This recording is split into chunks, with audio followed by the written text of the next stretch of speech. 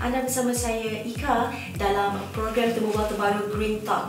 Jadi seperti yang anda semua sedia maklum, Green Talk merupakan sebuah program Temu Bual MGTC di mana saya sebagai host, saya akan menjemput beberapa tetamu undangan untuk bersama saya berbicara, berbual. Kita akan berbual tentang topik-topik berkaitan dengan perubahan iklim, teknologi hijau dan alam sekitar di negara kita. Jadi untuk episod pertama Green Talk ini, saya telah membawa seorang tetamu yang agak istimewa untuk MGTC, iaitu Ketua Pegawai Eksekutif Malaysian Green Technology and Climate Change Center, iaitu Encik Samsul Bahar Muhammad Noor. Jadi apa khabar Encik Samsul? Alhamdulillah, terima kasih Kak. Okay. First kali kita nak cakap terima kasih kepada Encik Samsul kerana sudi bersama kami dalam Green Talk untuk episod pertama ini. Okay. Jadi Encik Samsul, sebelum kita memulakan tentang peranan MGTC sendiri, mungkin penonton di luar sana mungkin kurang mengetahui atau kurang peka tentang fungsi atau kewujudan MGTC. Jadi boleh tak Encik Samsul ceritakan sedikit latar belakang MGTC itu sendiri? Terima kasih sekali Kak. Pertama saya ingin mengucapkan tahniah kerana kita dapat mewujudkan Green Talk. Saya rasa ini adalah satu inisiatif yang terbaik untuk kita memaparkan beberapa perkara dan inisiatif MGTC dan juga negara. Sejarah MGTC ini sebenarnya bermula pada tahun 1998 lagi, di mana sebuah organisasi diwujudkan, iaitu Pusat Tenaga Malaysia. Fokus pada masa itu ialah kepada pengeluaran, pembekalan dan penggunaan tenaga. Kemudian pada tahun 2010, setelah dasar teknologi hijau negara dikeluarkan, maka masa itu kementerian ialah Kementerian KETA, Kementerian Tenaga, Teknologi Hijau dan Air, telah mencadangkan agar satu pusat khusus untuk teknologi hijau diwujudkan. Maka terbentuklah Malaysian Green Technology Corporation. Dan pada tahun ini, 2020, era baru bermula di mana penstrukturan semula telah dilakukan dan maka wujudlah Malaysian Green Technology and Climate Change Center, di mana penekanan diberikan kepada perubahan iklim. Jadi apa yang kita boleh lihat, perjalanan MGTC itu sendiri semakin bertambah, skop dan peranan dia juga semakin bertambah. Jadi Encik Samsul, boleh tak kongsikan sedikit peranan dan pelibatan MGTC dalam agenda negara setakat ini? Tujuan utama MGTC lah sebagai pemangkin untuk membangunkan dan mempromosikan teknologi hijau. Yang itu kita punya fokus, di mana penekanan juga diberikan untuk mengawal pelepasan karbon dioksida dan agar jumlah karbon dioksida diturunkan. Kami memberi khusus kepada beberapa sektor, iaitu sektor tenaga, sektor sisa, air, pengangkutan dan bangunan, dan kami memberikan pelbagai program latihan untuk bagaimana untuk mengurangkan penggunaan tenaga, menggunakan tenaga dengan lebih efisien, tenaga elektrik, kitaran semula bahan-bahangan, penjimatan penggunaan air, penawaran insentif penggunaan kenderaan rendah karbon, serta penjimatan tenaga elektrik untuk bangunan. Jadi pengkhususan itu diberikan agar kita dapat, itulah yang saya beritahu tadi, mengenai cara untuk menurunkan kadar pelepasan karbon dioksida.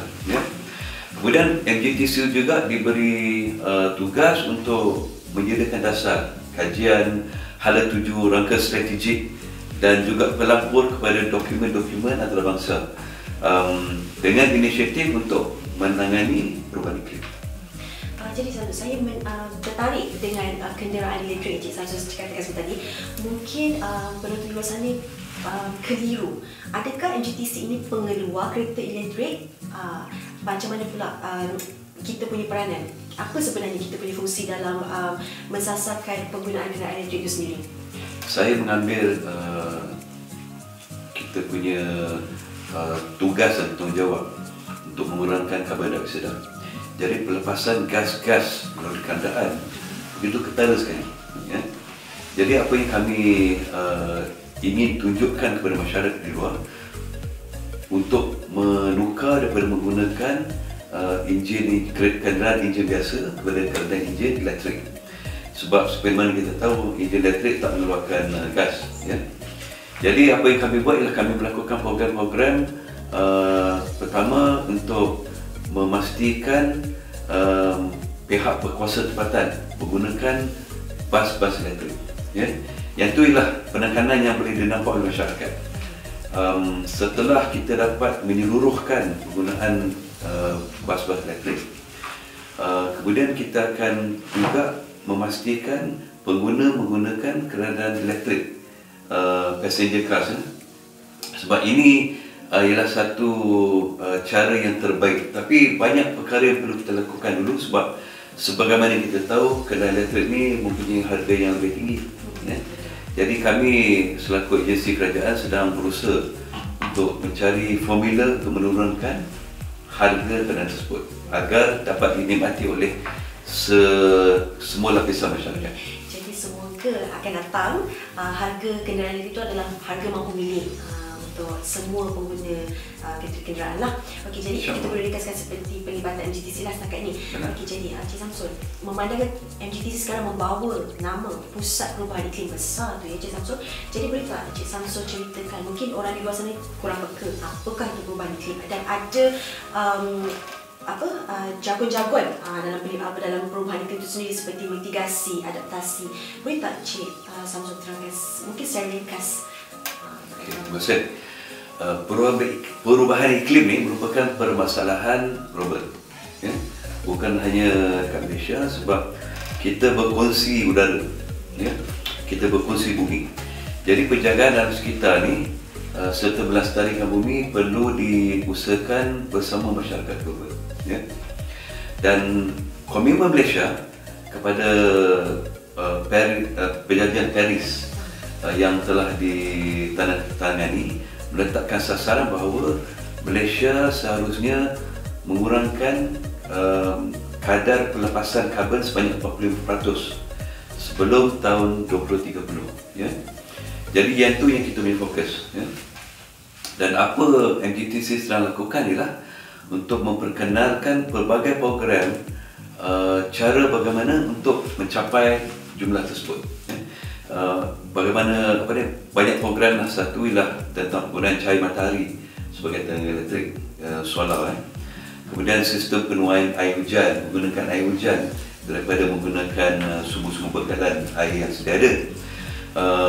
Komposkan makanan, sisa-sisa yang terbuang tidak dibuang ke tapak-tapak pelurusan, tapi masyarakat sendiri komposkan agar menjadi satu mengelak daripada kos pembaziran dibuang di tapak pelurusan. Satu lagi dapat digunakan balik, ya. Kitaran semula bahan-bahan buangan seperti minyak-minyak masak yang dibuang digunakan balik dan ditukarkan menjadi bentuk tenaga yang lain seperti biodiesel, ya. Kami juga dalam usaha untuk membuat laluan basikal, ya, daripada utara sampai ke selatan dan juga pantai timur dan Sabah Sarawak agar kita dapat mempromosikan penggunaan basikal. Jadilah beberapa perkara yang kami nampak yang secara langsung masyarakat boleh terima, ya. Selain daripada itu, mitigasi perubahan iklim ialah bila kami bekerjasama dengan pihak berkuasa tempatan, bekerjasama dengan negara-negara luar juga. Sebab kalau kita fikirkan isu jerebu ialah satu masalah besar, bagaimana kita nak menangani ialah kita berbincang dengan negara-negara asing dan juga tempatan, cara bagaimana mengelakkan daripada pembakaran.